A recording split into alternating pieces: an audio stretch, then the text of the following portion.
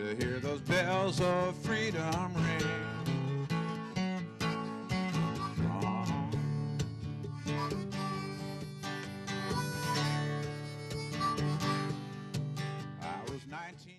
Good afternoon. I'm Carol Kenny, Falmouth Military Support Group and the Falmouth Veterans Council. And thank you for coming out. I know the parking was a little tough out there, and it's a gorgeous day on Cape Cod, but I really appreciate you coming to meet these two wonderful men. Today I'd like to introduce to you Sergeant Mark Waskowitz and his co-producer, Mr. Lee Jones. And they're from Eugene, Oregon. Oh, I said it wrong. Oregon. Okay, Oregon, and you say Quahog. Go ahead. Quahog. Quahog, okay, got it. So we're even now. So I'm going to turn it over to them to do their presentation. Multimedia, we got a little music, a little movies, a little talk, a little bit of everything. So here you go. Thank you. Thank you for coming. Thank you, Carol.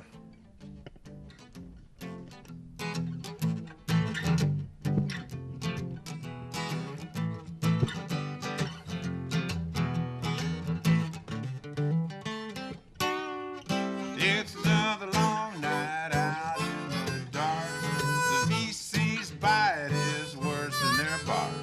I get uptight though I try to stay calm. Hey, it's just another long night in the night. Sleeping in a foxhole, dinner too. Beans and weenies, helmet stew. There's no surprise that I'm feeling mean with this dirt decor and canned cuisine. And it's another long night out in the dark. The VC's bite is worse than their bark. I get uptight though I try to stay calm. Hey, it's just another long night, just another long night out in the dark. VC's bite.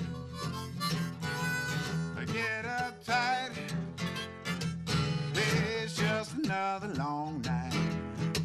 Yeah, Charlie's just as slippery as a pig in grease. See, the sun gets low and I get uneasy in the dark of the night. Charlie pulls his trips, just my luck, oh, a total eclipse. And it's another long night out in the dark.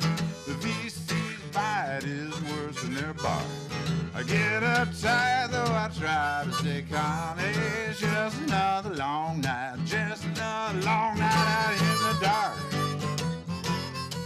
Yeah, the Victor Charlie's bite is worse than their bark. I get uptight though I try to stay calm.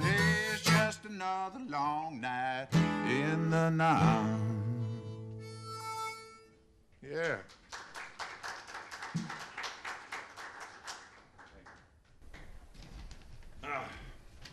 Welcome. I have to read this. There's a lot of stuff in here. My name is Lee Jones. Welcome to our presentation of Vietnam and Interview. The earliest war stories I heard from my dad were the ones he told while he was sleepwalking and having nightmares about navigating B-17s over France and Germany. 25 years or so after World War II ended, my dad was finally able to tell a couple of those stories while he was awake. And it seemed to make him feel better, and I enjoyed hearing them a lot. I recorded a couple of them, actually. Let's take a minute and talk about what the word healing suggests. To me, healing is something that happens from a wound or a disease that's been defeated, or maybe a broken bone. Bone mends and it's stronger than ever. Physical wounds can heal. Healing from trauma, however, isn't like healing from physical injury. The very notion of healing from trauma might be an impossibility, suggesting that all the ghosts have been put to rest and that the pain has been forgotten. But whoever really forgets? Folks go through treatment for alcohol or other chemical dependencies, and you'll rarely hear one of them say, "I'm healed." The phrase is, "I'm in recovery," or I guess you could say, "I'm healing," as a process. So healing is a path, recovery is a path that holds the promise of an easing of the pain. It's clear to most folks that traumatic events have lingering power over all of us until we somehow come to address them. And Mark and I both believe that talking it out and sharing stories is critical to the process of recovery. And that's what our project, Vietnam and Interview, is all about. We all know about veteran suicides. And Mark has had too many friends go that route of late. And we're in the business of encouraging people to talk. Veterans, friends, and loved ones of veterans. Civilians, talking is good. So, I've been a musician all of my life, as has Mark. We came together in 1992 and created the music on this soundtrack. And this evening, or this afternoon, we'll present live versions of some of these songs, like that last one, Another Long Night. We self-published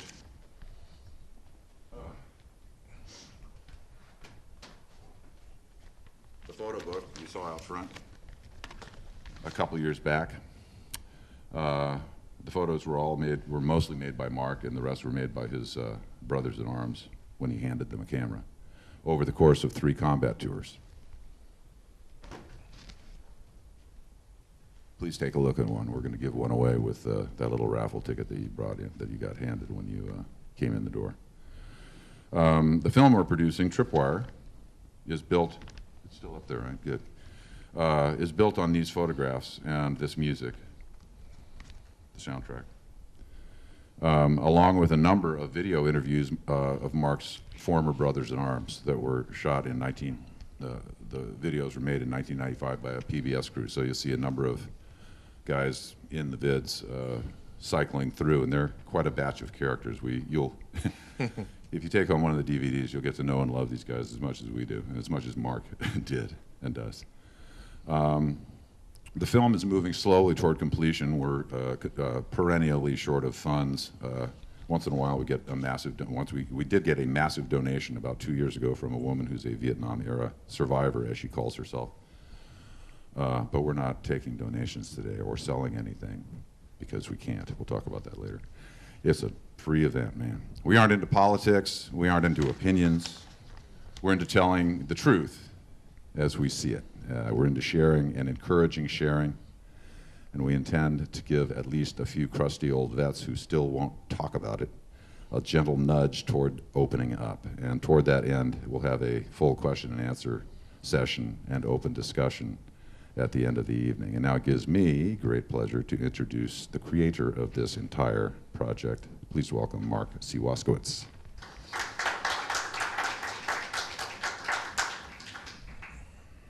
Well, I'm just going to keep it informal and remain seated if that's okay with you. I can stand up if anybody likes that, but let's just hang, huh? I am. Thank you. And you too, and all of you. One of the other components in this quadrology, it's a 4-part multimedia project, the coffee table photo book of my original photography, the original music songs on CD, the film, and I'm currently writing the companion memoir. Our publisher, Stackpole Publishing, is putting out a premiere edition as their feature edition in the spring catalog of our photo book. And my publisher keeps going, Mark, we want that memoir, get it finished. Quite an enviable position. I hope they are excited when I complete it. From that memoir, which the working title is Welcome to the Jungle, there's a number of anecdotes in it. I believe people think of war in terms of anecdotes that they've heard if they haven't been there. And I have a bunch of them. To talk about the elephant in the room, they always ask you, well, how bad was it? So I have a fighting-oriented anecdote, and then we have some humorous ones as well that'll be following. I'm going to share with you a brief anecdote from Welcome to the Jungle. This is called Ode to Private Brainless. Oh, who were you? Eye to eye, one must die. But why? I still have that grenade you threw at me. It was a dud.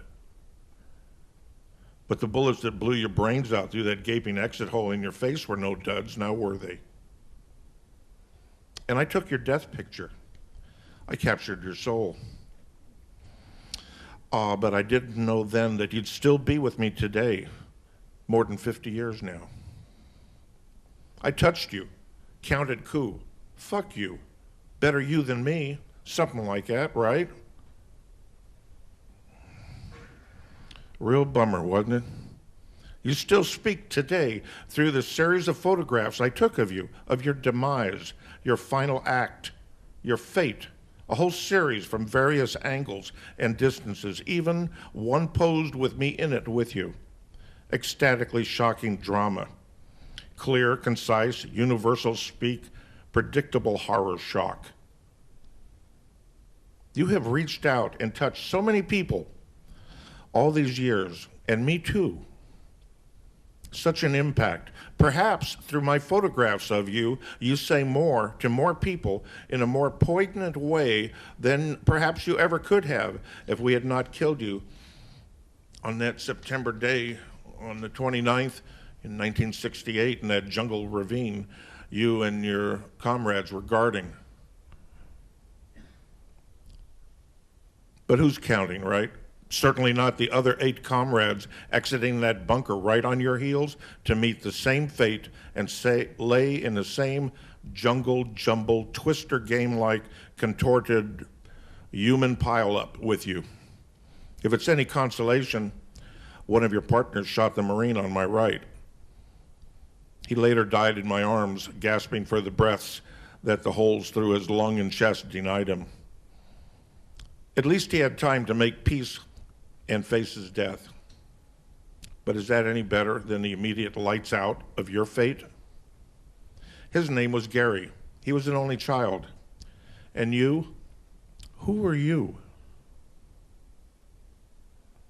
What anguished name, shriek, muffled scream did your mother involuntarily chant upon learning of your death?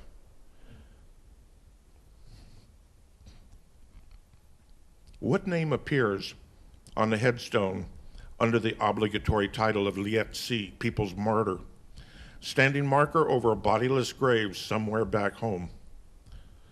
I used to laugh, make fun of you, gallows humor. I named you my friend Private Brainless.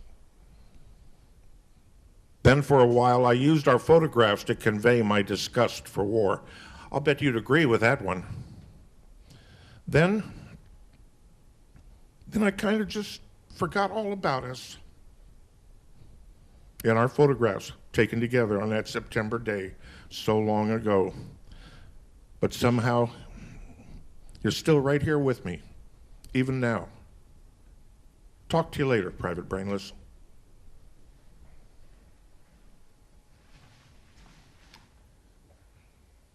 So, our film is made up of music videos primarily, as well as some of these entries, which we will illustrate in various ways. One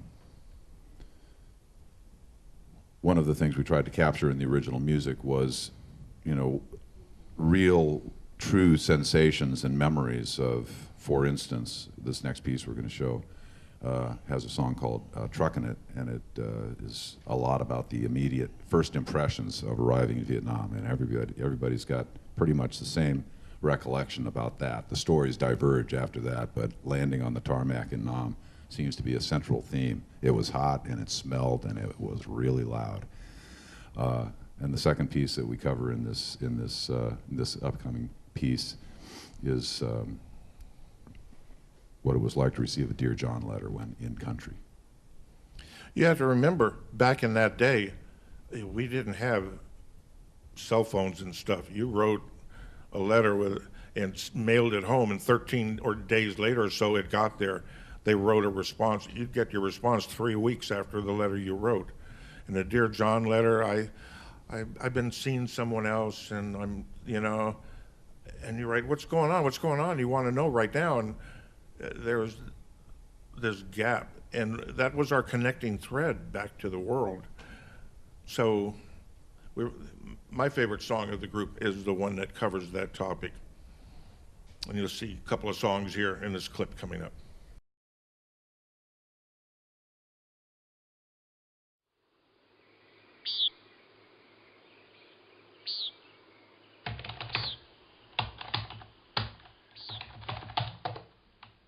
I've been working on this, my life's work, for over 25 years.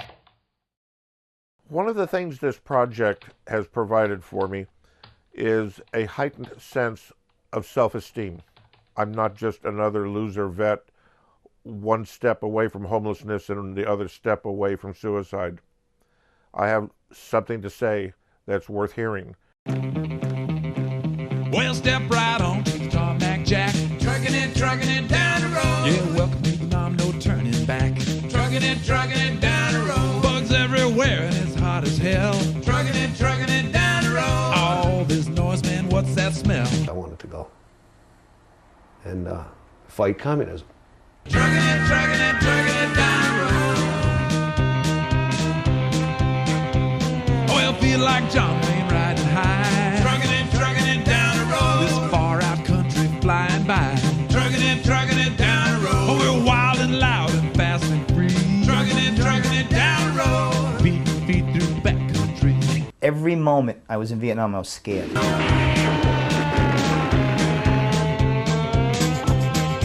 I joined the Marine Corps.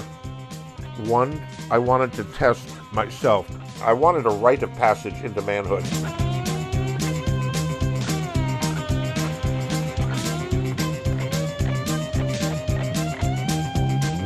Roadside retail, coke and pie. Trucking it down the road. Hey, some are friendly, some are not. I volunteered for everything. I just was into it. Trucking it down the road. Hey, step right on, tarmac, Jack. Trucking it down the road. Welcome to Vietnam, no turning back. Welcome to Vietnam, no turning back. Yeah, welcome to Vietnam, no turning back. Welcome to Vietnam, no turning back. Yeah, welcome. And I think that would be the message coming out of Vietnam, that the Marines did a fine job, and I was damn glad to be with them.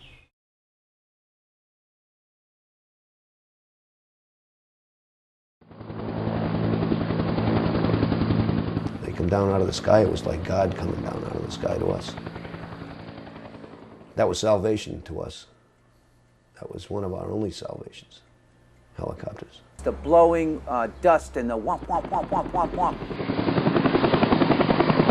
Mail call was the most exciting moment, for it reminded me that I was not going to be here forever, that there was another place where I came from and I was going to go back to. When you seen the chopper coming in with the red bags hanging below it, and bring a smile to everybody's face. I was somewhat removed from a lot of the troops getting Dear John letters. At the time I came to Vietnam, I had been going steady with a girl for some time, and she sent me a letter telling me that there was another guy that she was with. I never saw her again. Bill was married, and we were over there. We were over there about 5 months, and he came to me, he says, read this letter. He says, well, what do you make of this? And I was frank with him, and I said, Billy, I think you're going to be taken out of the ball game. I think she's getting ready to dump you. Nicest guy in the whole world, but he changed. He became very bitter towards things. They would have to go back in their fire teams and in their squads, and especially if they had to go out on night ambushes. And I would know that I would have one or two guys out of that squad that they weren't really thinking of what they were doing. They'd be thinking more or less of what was going on back home.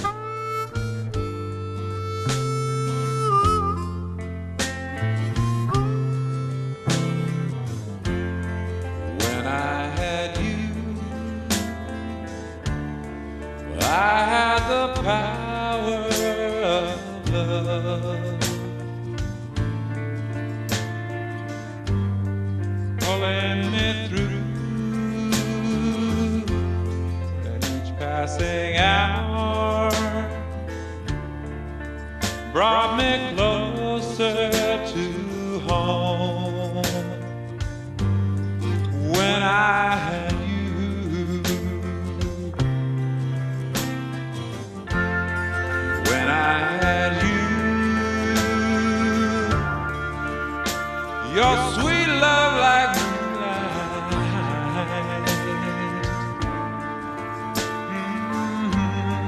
kept shining through, so far away.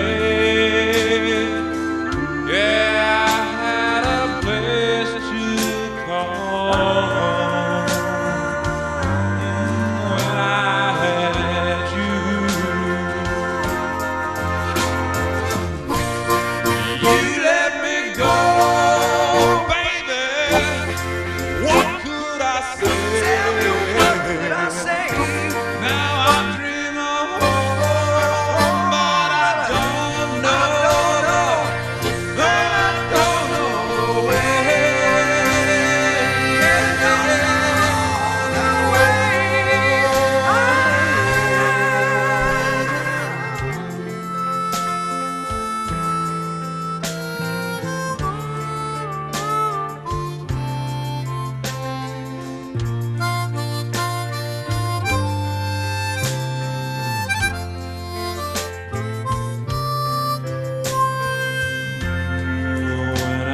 had you, babe, I could dream of your eyes.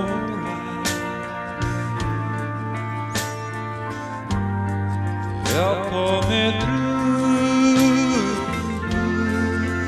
and every sunrise, another day closer to home. Oh, when I had you, baby. When I had you, I had the power of love. Yeah, when I had you, your sweet love like moonlight.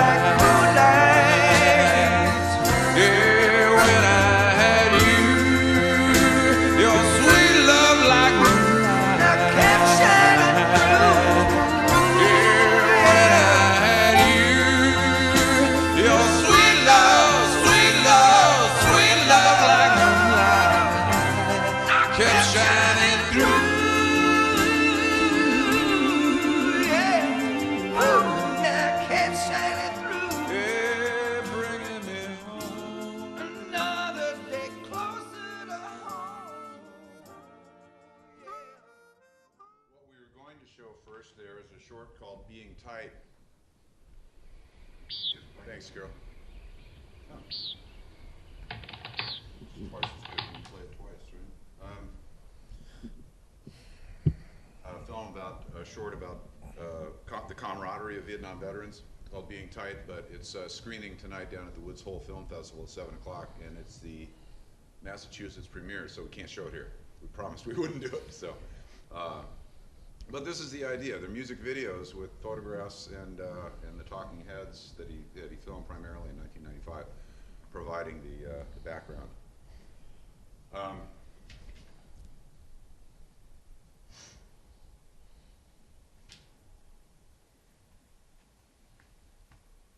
We're in the position of seeking donations and wanting to peddle these materials, which we can't do here, but we will be out in the parking lot. We also have a website. You have information, you have access to information where you can get to us.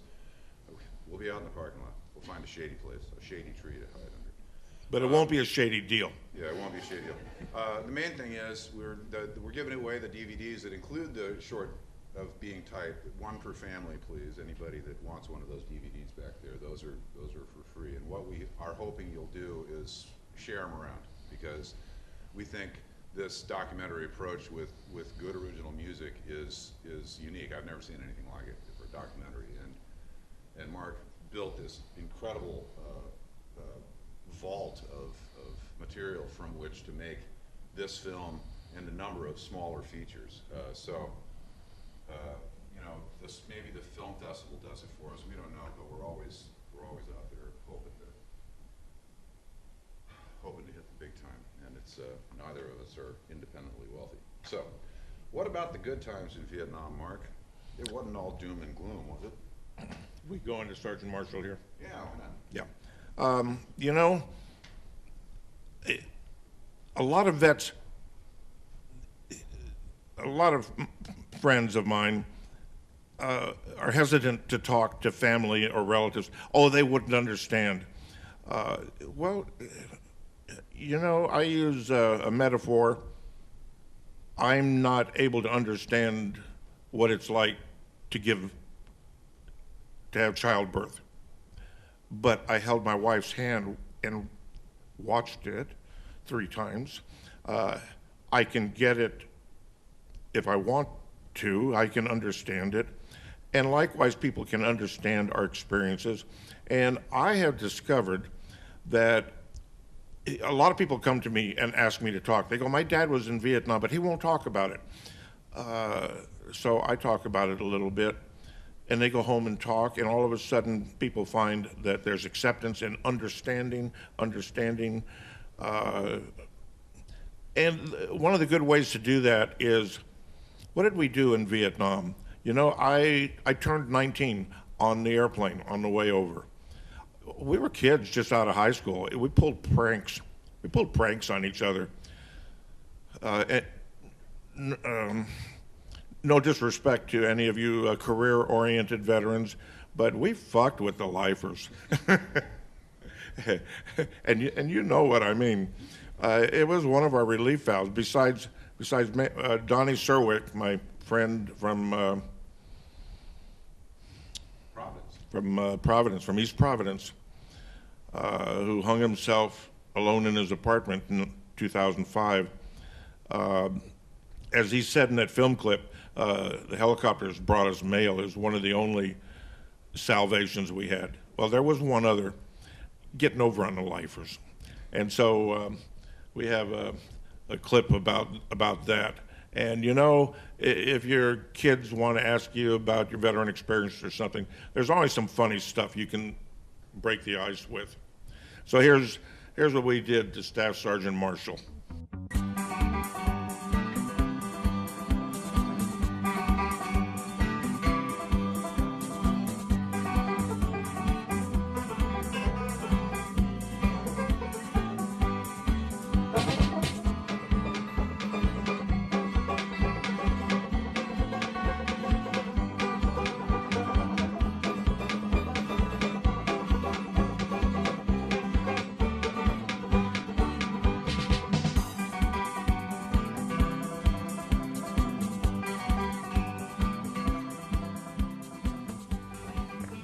Sergeant Marshall's ordeal.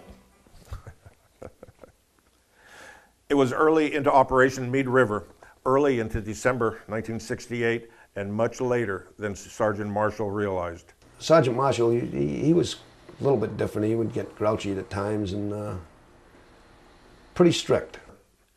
I remember him as a leader in battle, a hero. I also remember him as a lifer, as a prick. You wouldn't see him laugh too often. Of course, those are admirable qualities to older Marines, but to us kids, it was reason to be placed on the radar screen of our payback machine. So me and Mark, we sat in for the night and slept together that night on a poncho liner. I was repeatedly awakened during that half-sleep, half-awake time, lying in my 2-man hooch of plastic ponchos to the ever-so-gentle finger-prodding sensation to the portion of my body laying closest to the ground. With sleep being a rare commodity, I repeatedly tried to ignore the nearly imperceptible finger poking. I half dreamt that I was feeling it. Finally, in a thrashing, spinning, muttering motion, I rose up, rolled back the ground cover poncho. There was these huge, huge worms under this poncho liner. I mean, worms that we've never seen nothing like this in our lives, worms this big. We thought night crawlers were big, but these were like 4 times the size of night crawlers. It looked like an asparagus farm. Huge earthworms, having feasted for years on the corpses below us. Did I mention we were sleeping in a cemetery? Were sensing my body heat and seeking entry to the warmth they knew lay only micro inches away. I was disgusted, yet fatigued, so I slept. In the morning, of course, everybody gets up and we rolled up everything. And So we played cards, wrote letters, visited, and even had time to think. Ha! The very bane of every lifer. Never, ever let the troops have time to think. And we just happened to glance over and look over, and there's Sergeant Marshall. He's in a hammock, and he's sleeping. He was sound asleep in his olive green canvas hammock strung between two small tipping banana trees. He almost looked like a fellow banana in his hammock. How peaceful, how vulnerable, how tempting, how irresistible. So I looked at Mark, Mark looked at me, and I think we both thought about it at the same time. Hey, let's get a handful of these worms and put them in the hammock. So then I says, no, maybe he'll get pissed off and either jump out and start shooting. Sergeant Marshall was totally obsessed with a phobic fear of creepy crawly things, especially slithery snake-like ones. About 5 minutes later, we thought about this again, and we said, no, we got to do this. We burst nearly out loud with impish laughter. Donnie hung up a bunch of foot-long worms the size of your index finger. So he was in his hammock, he had his poncho on and laying over him. I tied the grommet eyes of that poncho together underneath Marshall's hammock. He looked like a sausage or a tamale, wrapped in corn husks, or a hot dog in a bun in a wrapper, or a lifer right where we wanted him. It was great. Donnie and I poured literally dozens of the hideous flesh-seeking giant earthworm body hunters into both of the tiny restricted openings at the head and foot of Marshall's hammock taco. And we went back and sat down, and a few of the guys couldn't figure out what the hell we were doing. And finally, the hammock started moving, and Sergeant Marshall was waking up. We all knew it was about to happen, rustling, tossing, slowly at first, building a momentum and intensity that shortly gave way to screams and curses, wailing, flailing. We see a leg kick out one side, an arm kick out the other side, screaming, yelling. This thing is getting all twisted up and getting ripped to shit. And he come flying out of this damn thing. Ripping apart the entire banana taco tamale hot dog in a heroic final thrash. Grabbed his M16, all pissed off, no helmet, no nothing on, and walked around to everybody screaming. Who the fuck did this? And nobody would tell him, nobody would say a word. We thought it was so funny, but yet when he come up and asked everybody, we just looked at him with a straight face. We would not smile. It was beautiful. It was nearly epic in payback proportion. The occasional chortlings and choking sounds of stifled laughter only heightened Marshall's commitment of delivering justice. I think he may have kind of knew a little bit, but he didn't want to come over and just say, okay, you two did it. I think he might have had an idea we did it, but he was scared, real scared, and we just thought it was the funniest thing at the time.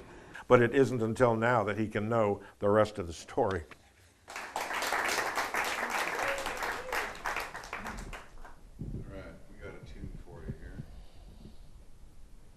Most of the tunes we wrote for this album are about the experiences, and not so many are about. This one is really pretty purely autobiographically Mark's story.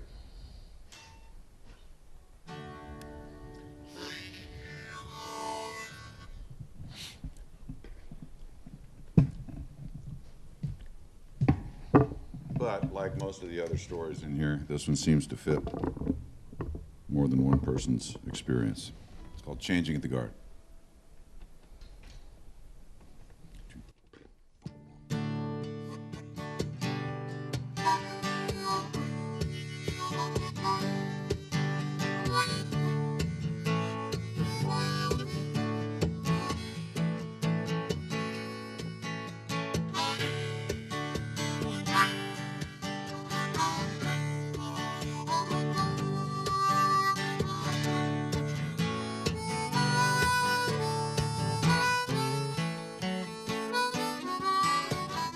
I remember photographs, my father's war and his victories, red, white, and blue of the I Sing.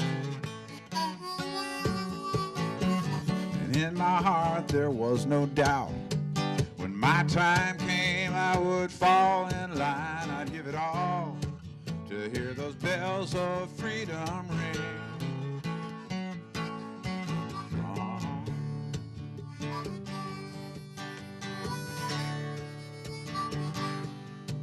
I was 19 years old when I got the call.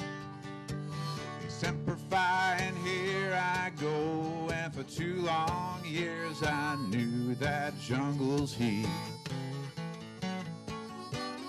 But the times in me, we were changing fast. I saw babies, I saw my partners die, while flags back home were burning in the street. I marched young and strong into the fire, moved by faith, courage, fear, and desire. I never guessed that my dreams would go down so hard. Well, it's the changing of the guard.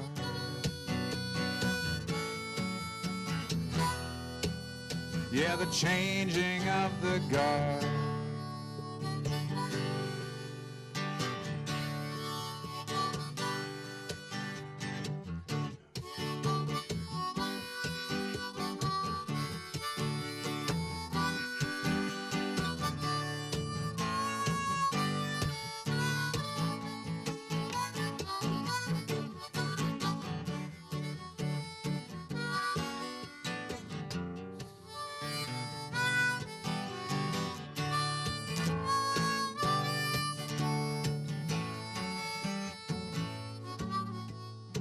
Years now since I came back home, and time will heal all wounds, they say, but there's no way I can let this go. You see, I see my boy, he's looking up to me. I see him working toward his own victories, and he reminds me of a child I used to know. Yeah, I marched young and strong into the fire, moved by faith, courage, fear, and desire. Yeah, I never guessed that my dreams would go down so hard. Well, it's the changing of the guard. Yeah, the changing of the guard. I said the changing of the guard.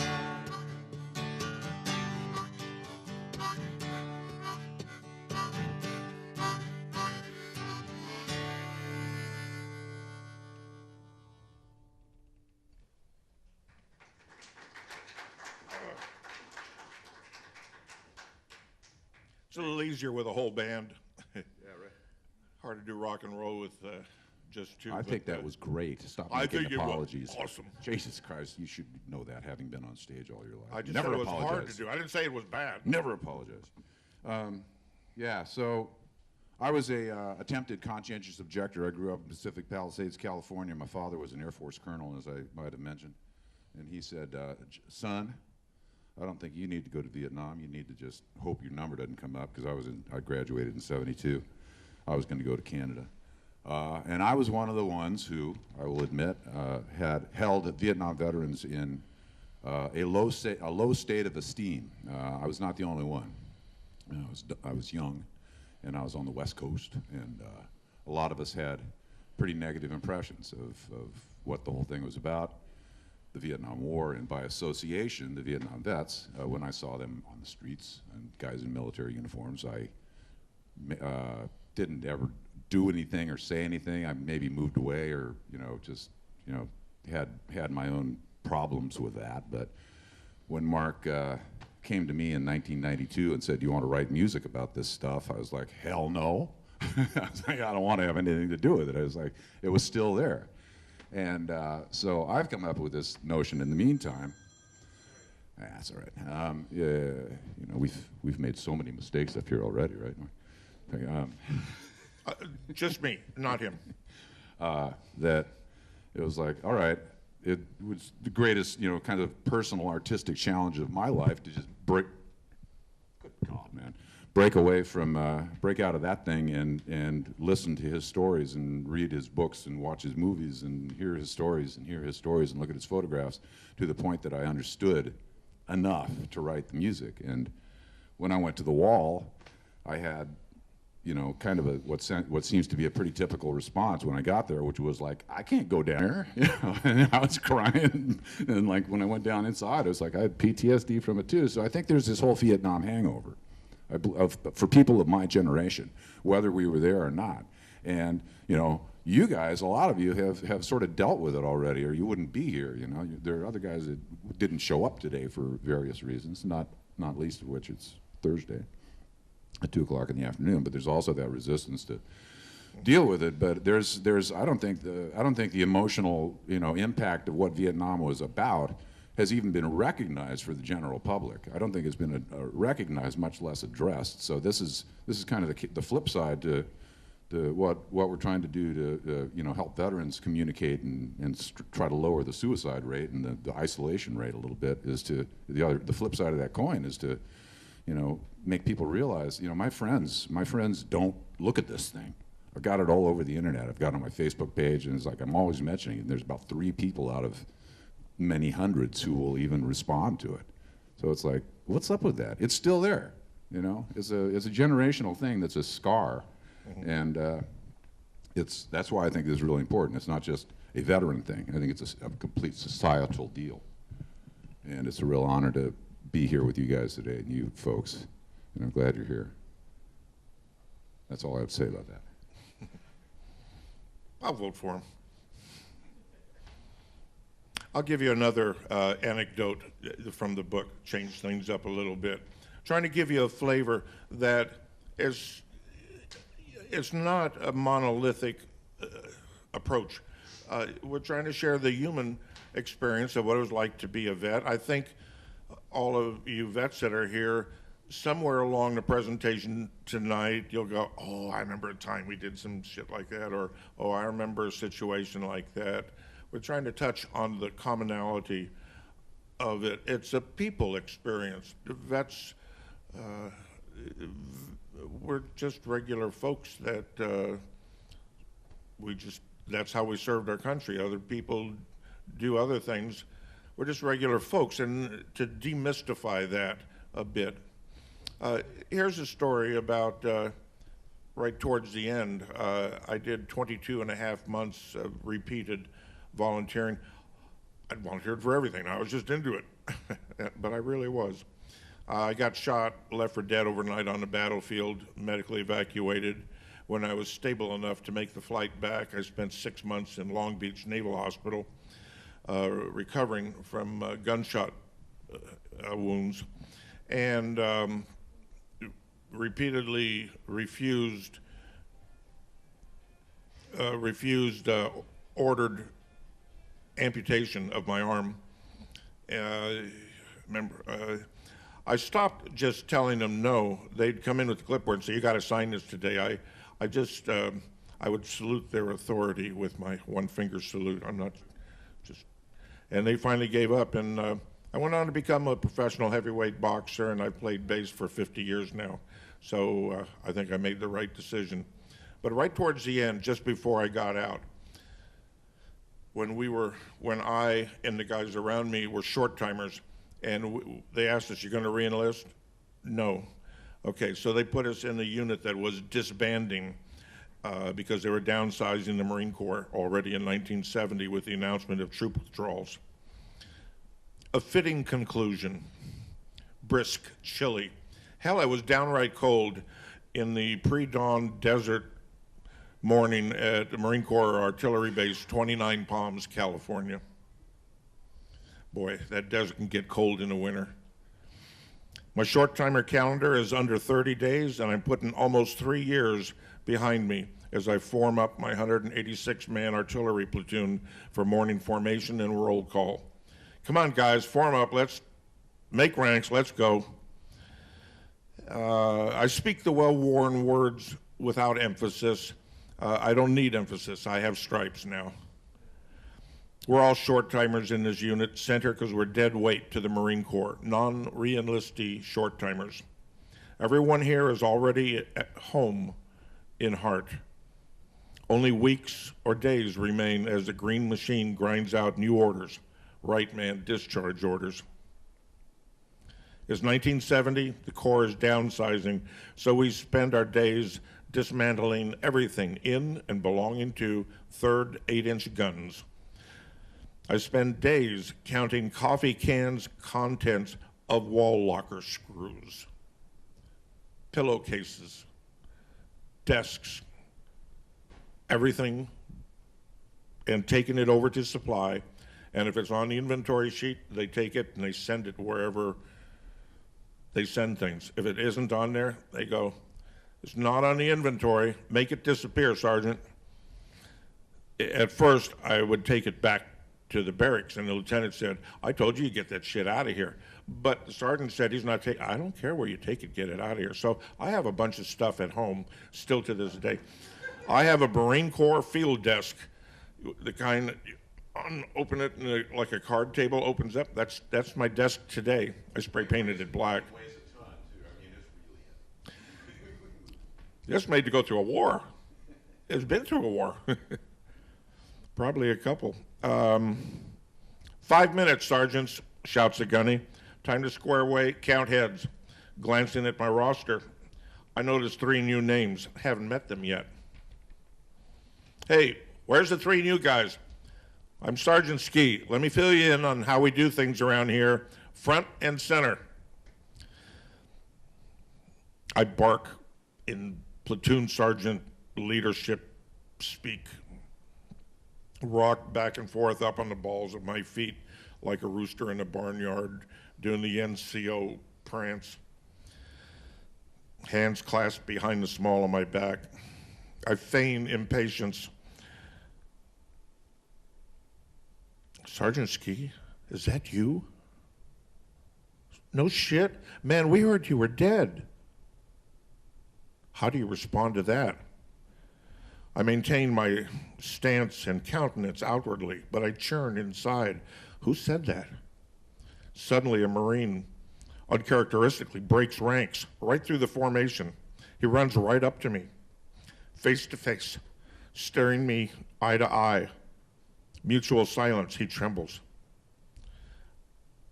You saved my life that night, Sergeant. That was me out on OP3, out of ammo and cut off. And you're the only one who would come out there, all by yourself. You saved me and all those other guys. You. His voice trails off, and quivering becomes breathless heaving. Then tears gush. He grabs me, a tight-to-death bear hug. And I, speechless, moved, deeply moved, emotionally disemboweled, taken back to that night, that horrible attack. Sights, sounds, smells.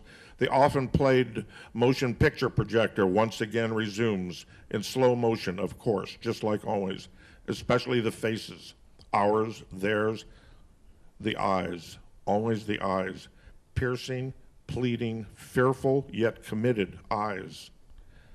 And suddenly the whole platoon is transformed. Or is it transplanted? Each of us relives battle memory movie moments. And each of us are also aware of the significance of what's happening right in front of us. The reunion of one saved by the offering to die commitment of another man is symbolic of personal events for each and every one of these oh so recently returned combat vets. It was cathedral-like. I clutch the man in my arms. We lock eyes. We weep openly, unashamedly, unabashedly. The entire morning formation was delayed that day, and not one Marine, enlisted nor officer, ever said a word about it, ever. But we all knew, each and every one of us, we all knew in that brief moment that we would forever be part of a breed, of a brotherhood, unlike any we were ever likely to meet again.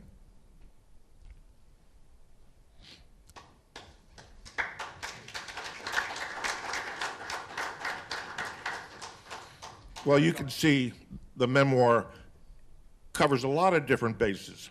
And there's, like the old saying, there's something in there for everyone. And I hope you find something in here for everyone and to share with other veteran friends, parents, relatives, children. Great gift stuff, that photo book. I've seen so many lives changed and tears just come out as they start going through that photo book and sharing with their wives. It's amazing. I guess now's a good time to get back on the mic. Remind me to move this. We can roll the last video. We got one more video for you. We got one more song for you, and then we're gonna let you roll off on your way back out into traffic and heat. I want to thank Carol and Dean Kenny for hosting us. She works day and night for us vets. Yeah. You guys buy her stuff and take care of her. No, hey, I'm not kidding. I mean, she deserves mystery presents on her doorstep every day from I think we're not vets. telling them anything they don't already know, but this is good stuff. So thank you guys, and thank you, Carol and Dean. They not only hosted us here, they hosted us in their glamper and made meals for us, and we had one of those quahog baked stuffers, a quahog stuffer that was outrageous, along with quahog chowder, which was also outrageous. So I digress. I will be, after the last song, I'm going to be outside. We have the means to receive donations, which can be tax deducted. If you want to get a photo book, I'll be outside. And if you want to stay in here, which I really encourage, I'll be back inside also later. Or, you know, we'll move the whole thing outside later, but I hope you stick around for a little conversation because Mark's happy to host a conversation, and conversation is what this has always and continues to be about.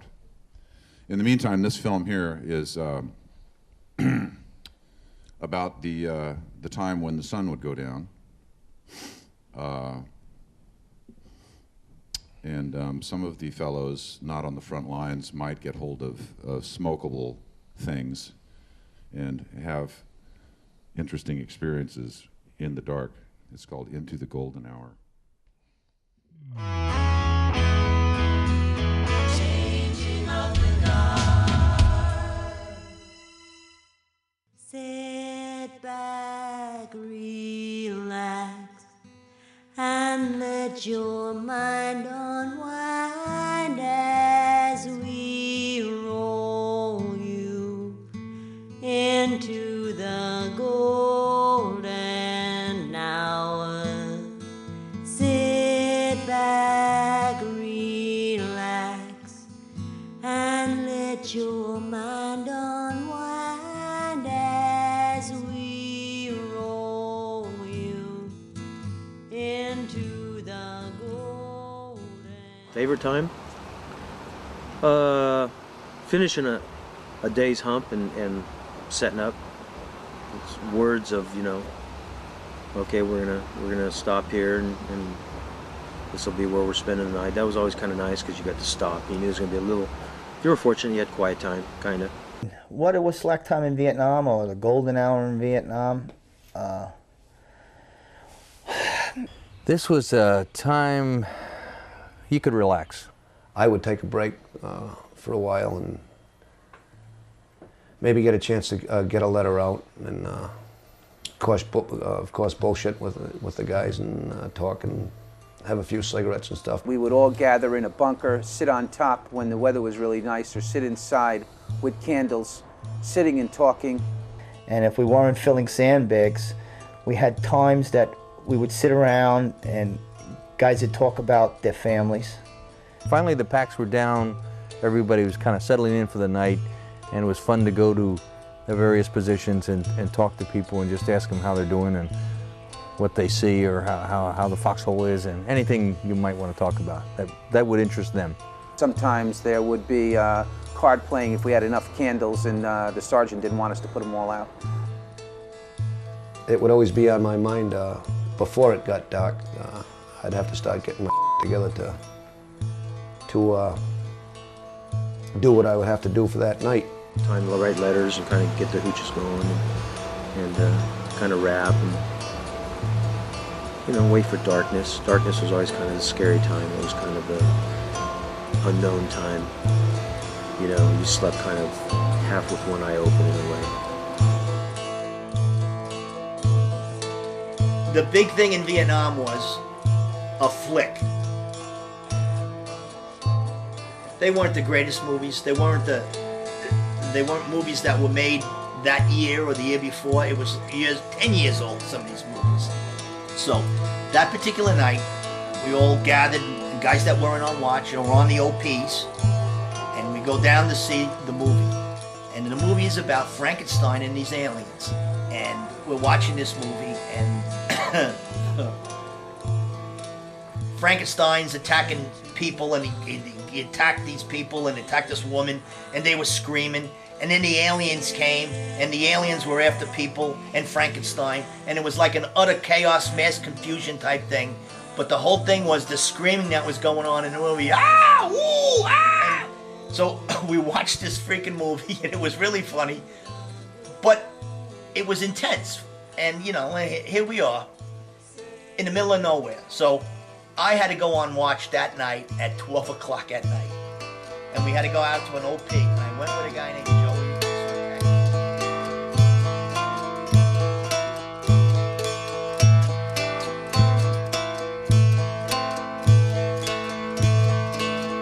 Sit back, relax, and let your mind unwind as we roll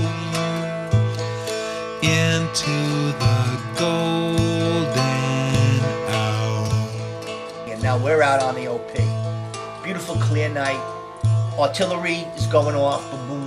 The H&Is were going out. Then it got quiet, and we're out there. Now it's 1 o'clock, 1:30 in the morning. It's quiet as can be. And we're talking about the flick. And it was saying, you think there are aliens out there? And we got ourselves so intense with this alien stuff that these aliens are going to come down and get us, that it was like we were in the movie.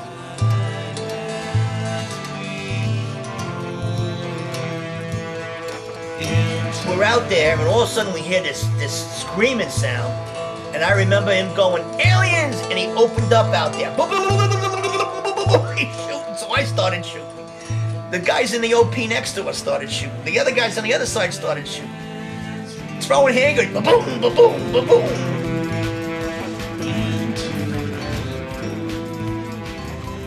The gunny comes rolling. What do you got? What do you got? She's fire. What do you got? Martians! There's Martians! I told the freaking gunny that they were Martians.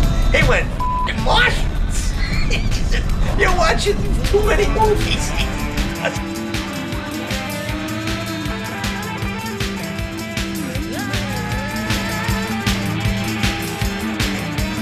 The movie for tonight is Something Happened on the Way to the Farm, starring General Marcel. All those options are invited to attend. Helmets and flag jackets are required. He got up, he kicked the dirt, and he walked down the bottom of the freaking hill. I remember coming down, and Master Gunnery Sergeant Kelleher was on top. What the f*** was that last night? And I said, we thought we heard something. The gunny said, you saw Martians. And Joey said, it sounded like Martians to us. He says, how the f*** you know what a Martian sounds like? We saw the movie, Top. He said, you two are...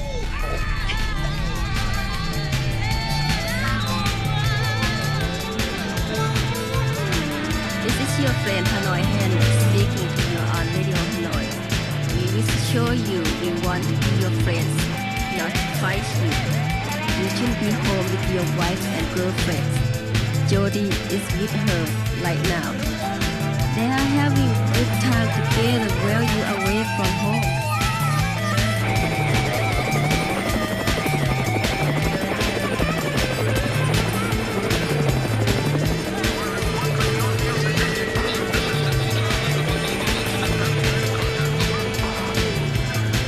How short are you, man?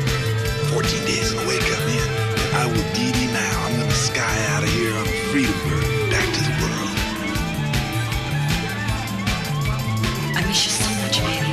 I dream of being with you every day and every night. Oh, your friend Jody says to say hi. Well, I gotta run. Everybody in the compound that night, the next 2 days, were talking about, pointing at us. They're the Martian guys. The guys shooting at Martians. Yeah, Martian.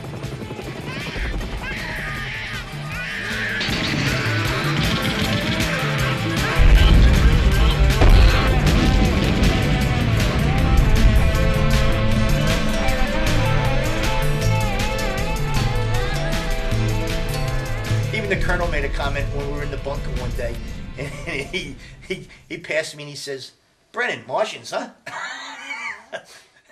And then I remember one of the young lieutenants coming in. He says, "Do those Martians, do they smell? They smell any different than people?" They were breaking our balls left and right about Martians, but who knows? I might have killed a couple out there.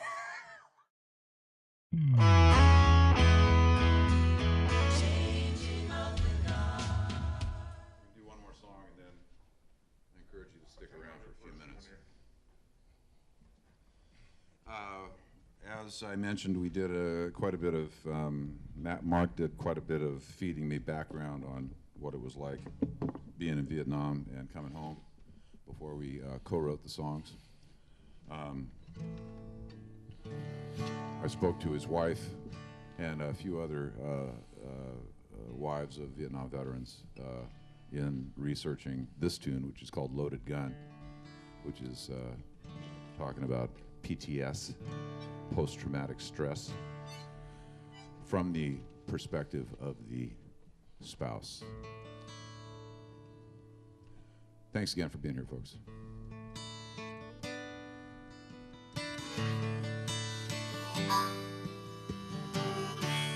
Deep in your eyes shines a light, and you're afraid that if you let it show, it might blind you. Yeah, you move like a ghost, touching down. Stay close to the door and always keep an eye behind you. Haunted by dreams you can't outrun. You share your bed with a loaded gun.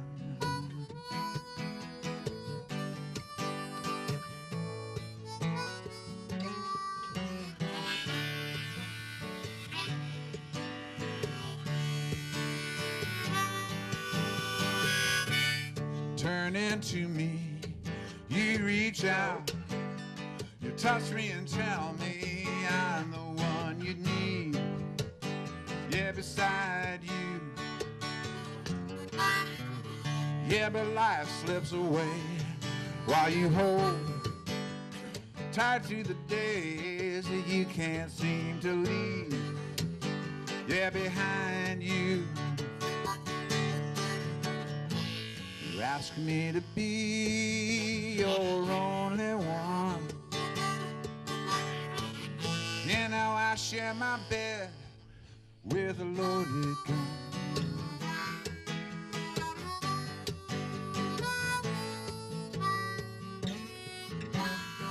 Ah, what can I give? All I pray is that someday you'll come around and see it's me behind you.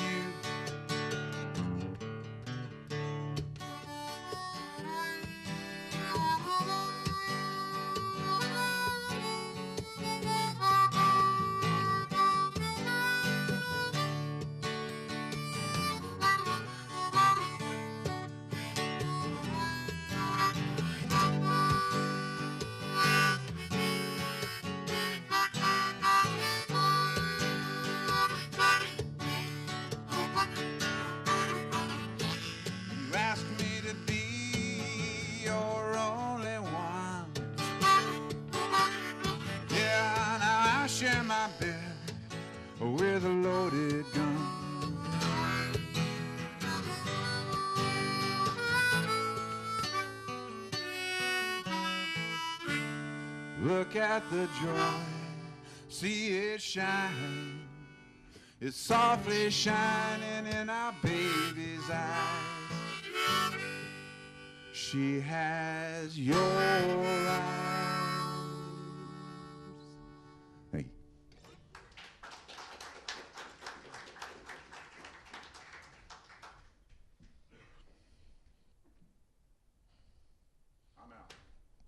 He'll be outside clandestinely and off-premise making available any donations or purchases you want.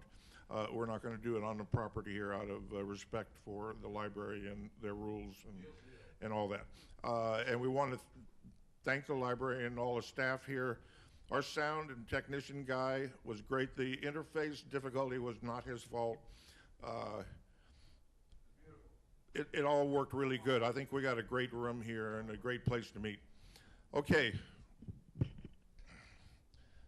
Well, you know, oh, yeah, come on down to our premiere debut. Woods Hole Film Festival. We're going to become official filmmakers. Now I are one. How many of you know a vet who doesn't want to talk about it? So, most of us.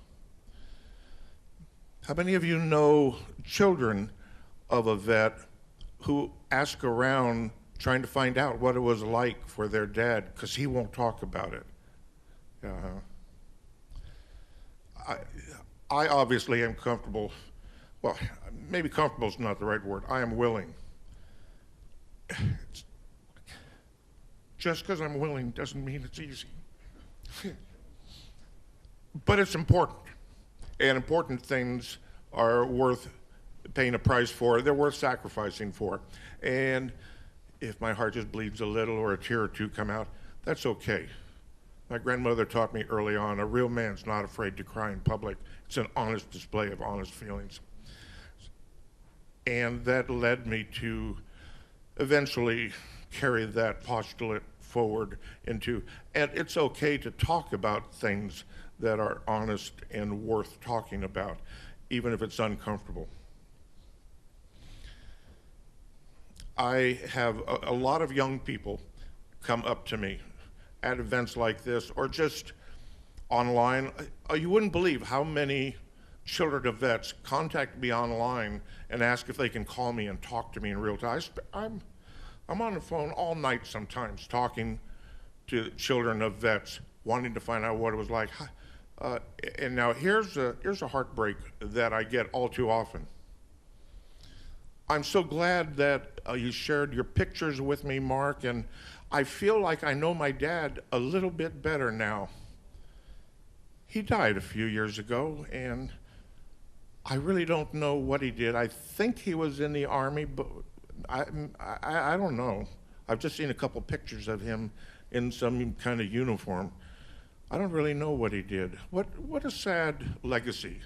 Our children deserve more than that. They deserve to be proud. Oh, my dad was a Marine. Oh, my dad was in the Air Force and, did this or that. And, our children deserve more from us than silence.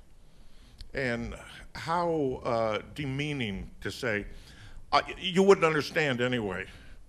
How dare us? They'll understand.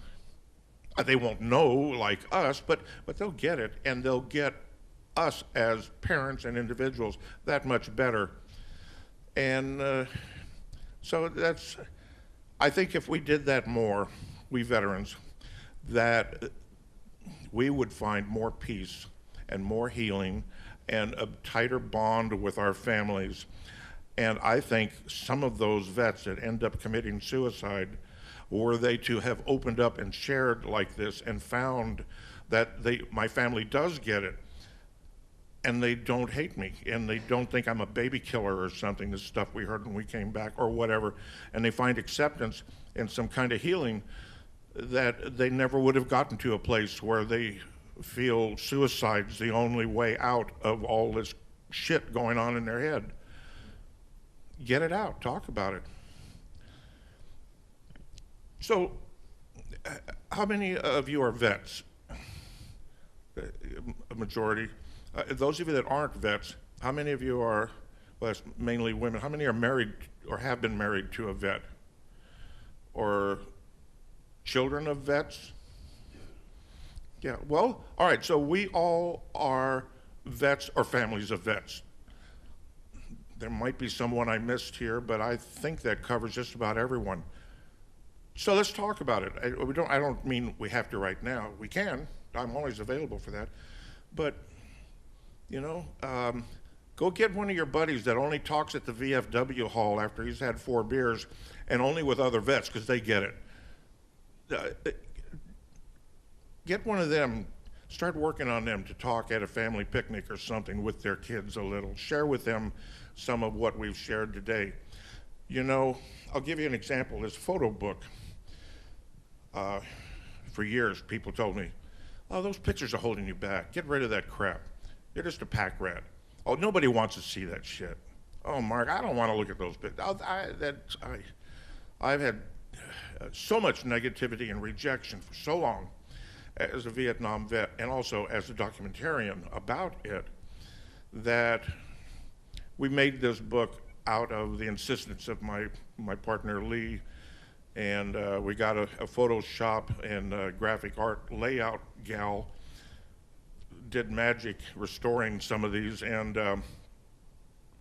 so we put this together as a labor of love. It took us a couple years to build the book, and it came out and I cried. It was like another child. I have a child. This is way better than a scrapbook. This is awesome. And then the editor gal, just fresh out of college, she said, you should send it to some publishers. I go, come on, quit dreaming. And Lee said, no, she's right. I'm going to send it out to a few. Let's send it to 2, and we'll see what happens. Boom. Check in the mail. We want first right on your memoir. We've never seen anything like this. We're going to make it our feature deal. We only have one request. Can you double the size of it? Wow. So we spent another year enlarging it. What's coming out will be over 320 pages in a large hardcover with a slipcase, museum quality art book of my dumb old pictures from Vietnam. But that book, the day you met Donnie Serwick, my lifelong best friend, who hung himself in East Providence in 2005,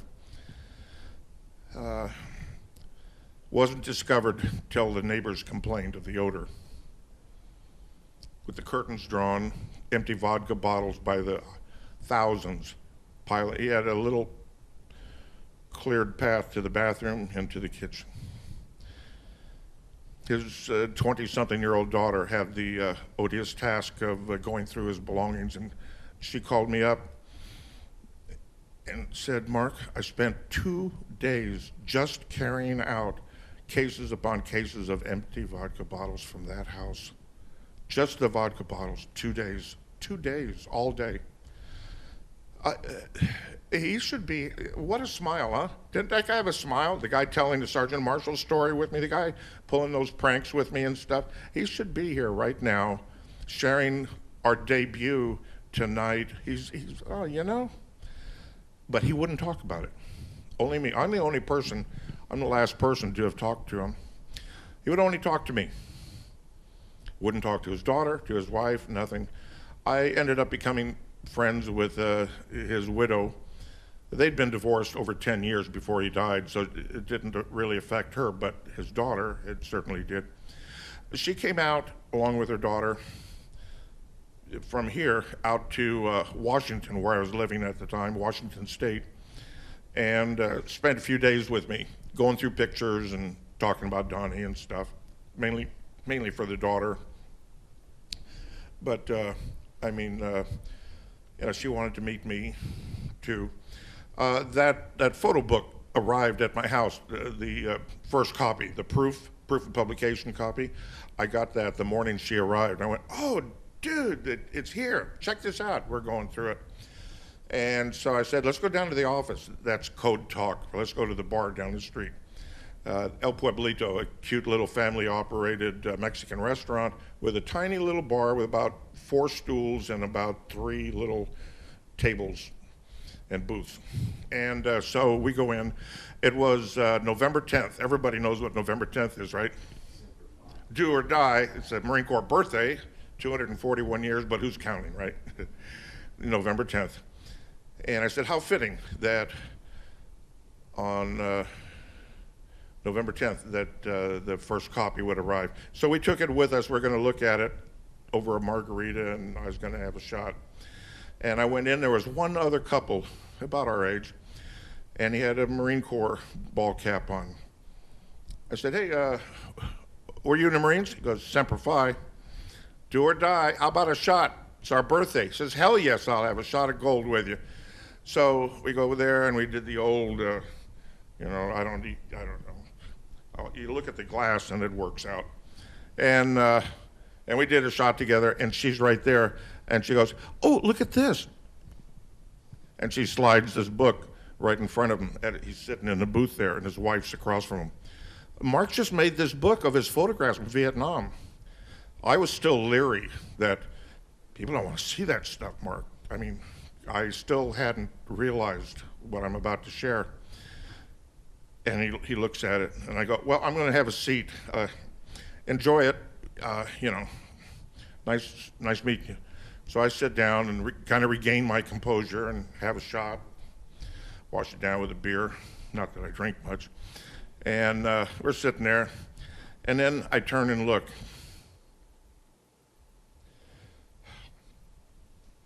His wife had in that amount of time gotten out of her chair. She's now leaning over him and caressing his neck, and tears are just running down her face, dripping off her chin, just streaming. And he's turning pages and very animatedly, oh, blah, blah, blah, blah, blah, blah. And he's looking at the pictures, oh, this is a that, this is a that. And she turns and looks at me, and she goes, thank you. We've been married 26 years. He's never once talked to me about his experiences in Vietnam until today. Thank you for this book. I have that identical story repeated from that book so many times that it's got to be a God thing. It's not, I'm not equipped to have such an impact on so consistently on so many people. That book is just amazing. There's all the healing that happens, the opening up, the sharing. It's a great catalyst for a vet that won't, well, all right, you don't want to talk about it, but tell me about some of these pictures. Now, you were there. What's this? Watch them go. Oh, that's an M30. Oh, yeah, we used to have some of those on perimeter. Yeah, I remember a time. Boom, they're letting it out. It's just amazing. I've had the same thing happen with some of the songs. Donnie and another friend of mine who died in mountain climbing.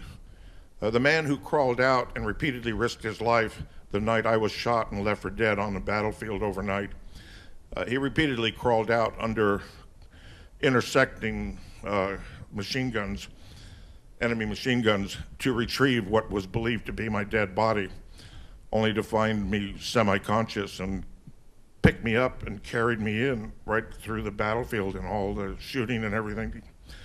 He saved my life, John Hare of Cheyenne, Wyoming. He was in a mountain climbing event in the Grand Tetons with his son and a son's friend, and they were climbing, technical climbing, up a 750-foot rock precipice. And they weren't getting it right. They were near the top. Another climbing group passed them and was on the top, and he said, a storm's coming in. Here, take our rope up on ours. Nope, if we can't do it on our own, we're gonna go back down, and all that PTSD crap, all that, I'm not gonna do, if I, just stuck on that. So he said, we're going back down, and he got all pissed off, did a sloppy job of beating in that piton, leaned back, said, hope this holds. Phew, it didn't. And he didn't have to go through that. He wouldn't talk about it. He had all this stuck inside of him. Same with Donnie Serwick. Both of them, their favorite song of all was No One Knows. No one knows what it's like. We did that song here. They played it all the time in their car. It was played at the memorial services for Donnie and for John. That's a big blessing to me. This music, these songs, and now these video clips, this photo book, I don't know what it is. I guess it's what my purpose is, to get this and get it out there and equip other vets to open up and share. And anybody have some observations or questions? Or anybody want to say something? Anybody want to share something? You don't have to use a mic if you don't want to. Okay. Yeah. Hi, I'm Bill. Well, I want to thank y'all for being here. And I'm from Colorado. I was on the hippie side, but I had many friends who served, and I played music in Fort Collins, Colorado. For 5 years, we had a Semper Fi event. But you know, it's our generation and it's our experience, and you know, I just continue to applaud what you're doing. Well, thank you. Thank you. Yeah, it is part of our generation. It's part of our history. How dare us neglect our own history that we were part of? Yeah. I was down in the Saigon or the Paris Peak area, down on the Cambodian border, and I worked with a couple of guys that were in the Marines that stuck up on the top of those hills, which, to my view, was absolute suicide. It's a target-rich environment. Yeah, I know. I couldn't understand it. Thank you, folks, for coming. Feel free to leave if you wish. Feel free to stay if you want. I couldn't understand why they put them up in those hills to be just targets, because when I was down in the Delta, just south of Saigon, we used to patrol all the places, and it was just a constant. You know, it was a guerrilla war, but they were trying to fight it like a European war type thing. And I think there's a lot of political mistakes made as far as Washington deciding how the things were going to, how it was going to be fought, rather than having the military. And Colonel Hackworth wrote a book. Yeah. He was, you're familiar? Yeah. I have the biggest collection of Vietnam-related. Yeah, he's got quite a bit of information in there, and that was his specific view of that whole thing. He said it was just too many politics. Well, he brings up a great point, and I want to amplify on that. My project does not deal with the historical record. It doesn't deal with the politics. It doesn't talk about whether we should have been or shouldn't have been. That's for other people to talk about. I'm not equipped to address global geopolitical decision-making in post-World War II, Cold War thinking between communism and capitalism, and recently decolonized entities, fledgling countries trying to get caught in the middle. I can't wrap my head around all of that in an intelligent and informed way. But I can tell you what it was like to be there and encourage you all to share your personal stories. You know, we don't have to try to validate the war or not. We just need to be honest and share our experiences. You were looking eager to say or just, okay. How about somebody else? Ask Carol, as some of these veterans here, there's a lot of guys from VFW and Disabled American Veterans and other veterans organizations, vets helping vets. A lot of vets will accept help from other vets, but not from the VA. There's 11 markers of, if you have any of these 11, you might have PTSD. One of them is institutional avoidance. As soon as they say, Oh, screw the VA. I'm not going to have anything to do with them. The government screwed me. The VA, and they might have PTSD. It's like a warning sign. And so, okay, well, how about another vet? Oh, well, sure, I'll talk to another vet. There's a lot of vet-to-vet counseling. There's a lot of civilian counselors that deal with grief counseling and PTSD counseling. And if there's a stigma about going to counseling, there's veteran groups. And I'll tell you, one of the things that happened to me was I just joined a couple of veterans organizations, and it doesn't matter what, wherever you're comfortable. I joined the Marine Corps League, and I joined the Vietnam Veterans of America, and the VFW, and the Disabled American Veterans, Paralyzed Veterans of America, and a few others to get a flavor. And everywhere I went, yeah, there was good works being done and helping other vets and stuff, but there's a lot of camaraderie, and there's all these opportunities to talk about, boy, I had a really rough day, man. I haven't slept well for a couple of days. I got those fucking nightmares, man. Yeah, well, you know, I do too, and blah, blah, blah. And there's a lot of people that have become sufficiently knowledgeable to begin a healing process to help a vet get to a point where he's ready to go to the next level and seek more and more help. So it's not just the VA. The VA has gotten really tremendously much better. They've really come around. Well, look at the age group. Who's running the VA? Who's the manager? It's other Vietnam vets now. All the old farts have died off, and the generation of current old farts is us, Vietnam vets and some Korean vets. My dad's a World War II vet. He's 94 years old. He's not running anything except my inheritance.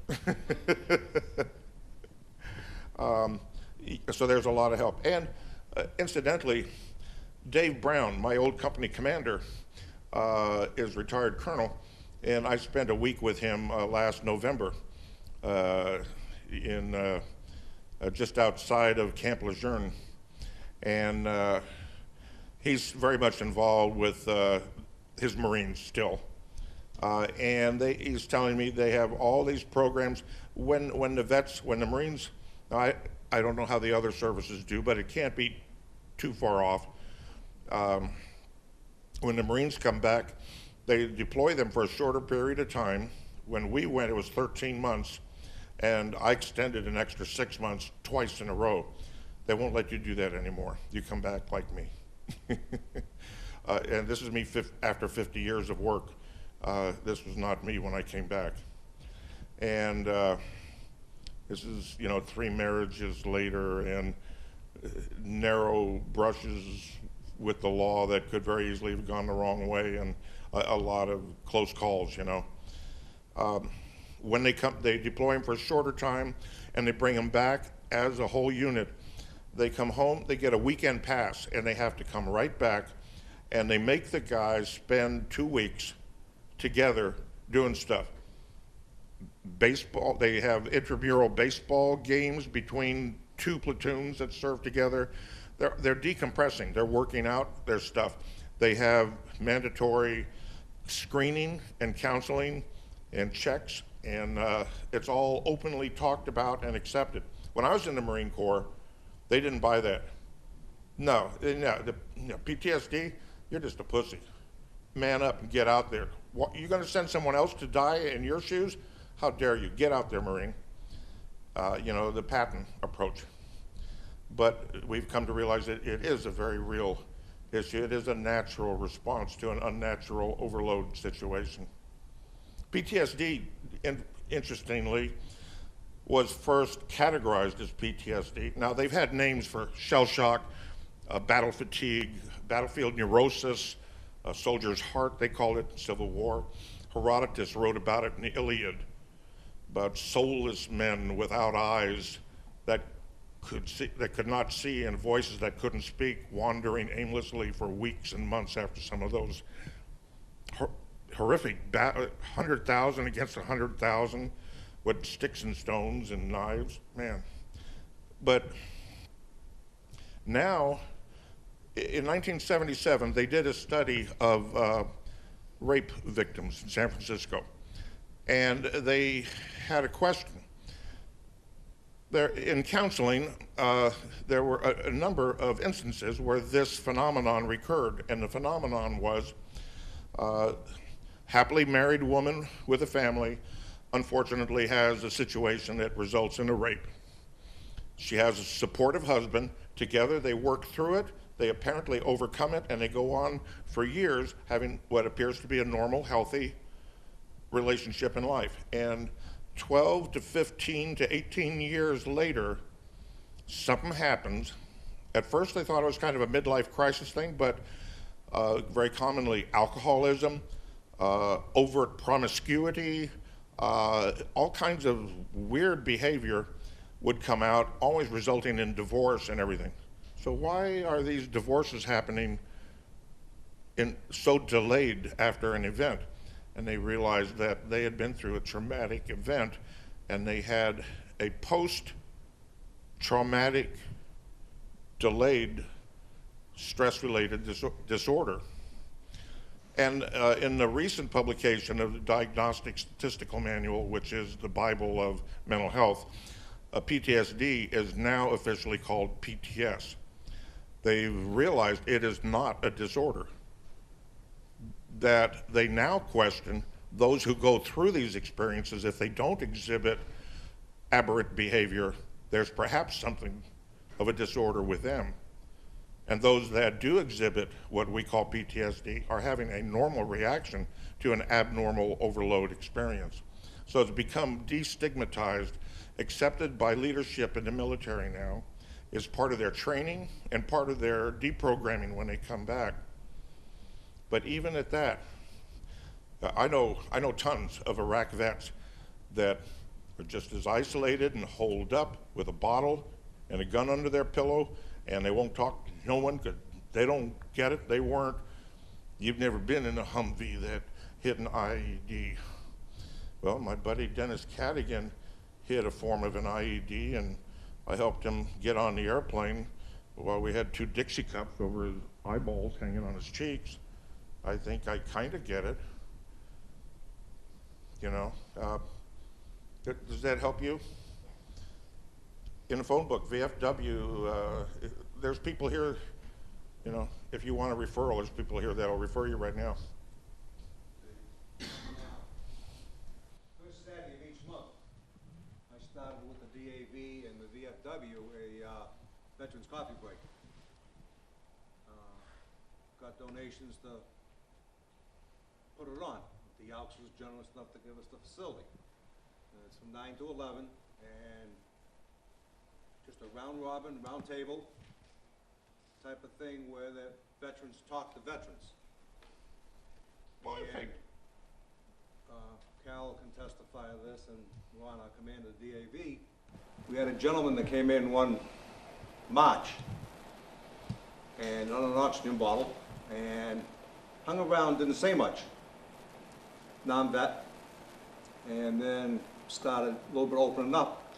And a couple months later, he gave me part of his military jacket that he was supposed to be awarded the Silver Star. And he didn't. He gave him the Italian high sign, left Vietnam, and held all this in. And Mustafa was just up front with us. We worked on it, and he was presented his Silver Star at the Veterans Day in Falmouth, which I wasn't here, unfortunately, because he was born on Veterans Day. Wow, how nice. And his 70th birthday. And it rained that day, and they had it inside the gymnasium at the high school. And from what I'm told and what I saw on YouTube, there wasn't a dry eye in the facility. We've had a couple other veterans come out and started talking about it. Is it working? Well, we got one. So it's working. That's all that mattered. So do we get more? I'm hoping. If we don't, well, I can still look back and say, and he passed away a few months ago, unfortunately. And well, we helped one veteran. and it was well worth the time and the effort, running around, you know, asking for donations, but it did work out. So if you know anybody, we don't, unless somebody wants specific, sometimes we bring in a guest speaker. A friend of mine works for the VA, so he'll come in once or twice a year and talk about what the VA is doing, okay, what changes are in. But other than that, we use, Don Lincoln comes in, you know, once in a while, and we'll talk about it. And, you know, we have one coming up week from Saturday. So it's the second Saturday of every month at the Elks, 9 to 11 a.m. Show up, talk. Have a bagel, have a cup of coffee, it's all on us through the donations that we've been given, including the hall donated by the Elks. So it's just a matter of veterans talking to veterans and having open conversation, just like what was discussed here.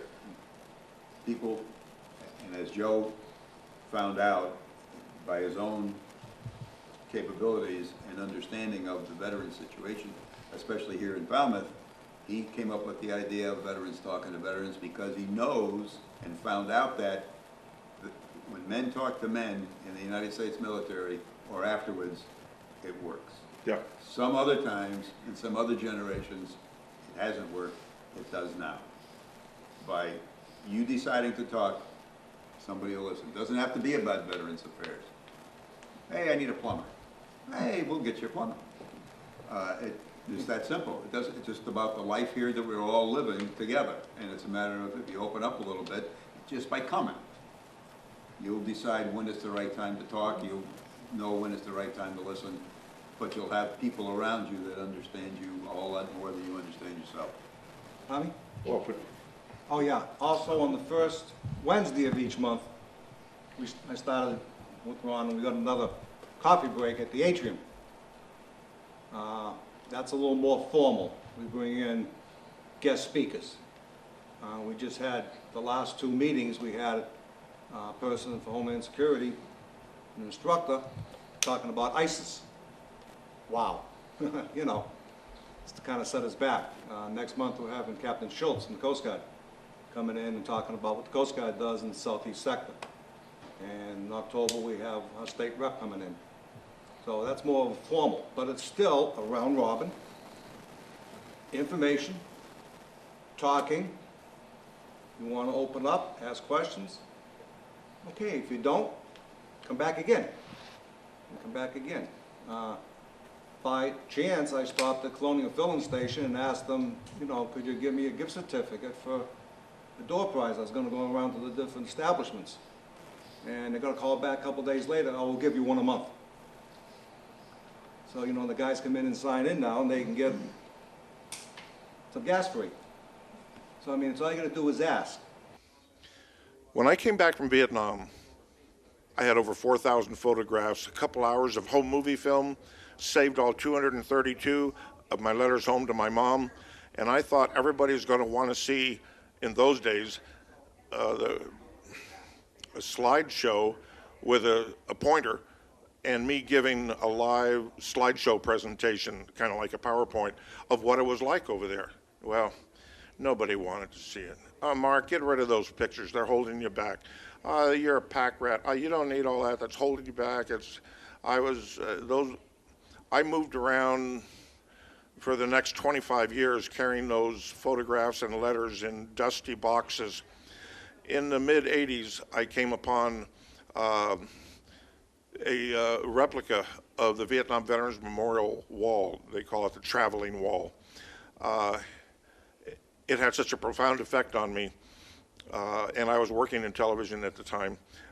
So I got out my photographs, started filming them, and putting together the genesis of this film, Tripwire, which is one part of Vietnam in Interview, the 4-part documentary multimedia presentation, Tripwire the film.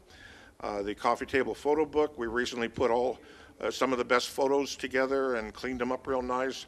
Stackpole Publishing jumped on it. They've now been picked up by a corporation that specializes in book selling and marketing. This is going to be their feature release in the spring. All those pictures nobody wanted to see, everybody wants them now. I'm writing a companion memoir.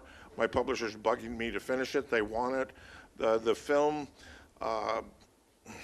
my ex-wife said, well, you're wasting all your time with that. Well, the film has been accepted into the Woods Hole, the prestigious Woods Hole Film Festival, as one of only 100 accepted entries from all those around the world.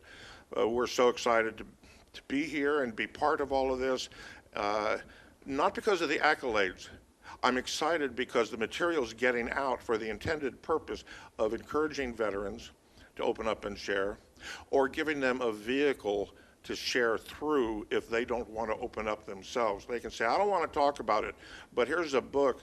I'll tell you about some of these photographs. It just gets the ball rolling. And if we can all begin doing that, it sounds lofty, but that's the way it is. If we can start talking about it, we can find peace, understanding, acceptance, and diffuse that ticking time bomb inside that is leading 22 veterans or more a day to commit suicide. I want to lower that suicide rate. My best friend, Donnie Serwick, is one of those statistics. And he was from East Providence, Rhode Island. Here I am, just down the road from there. He should be here today. He should be at this film festival. He's featured in it in some of the clips that we're premiering. And why isn't he here? Because he wouldn't talk about it. Only with me. He wouldn't talk to his wife, his children, no, and he wouldn't go to the VA, he wouldn't get help. One day he just got fed up and hung himself. The end. We got to stop that.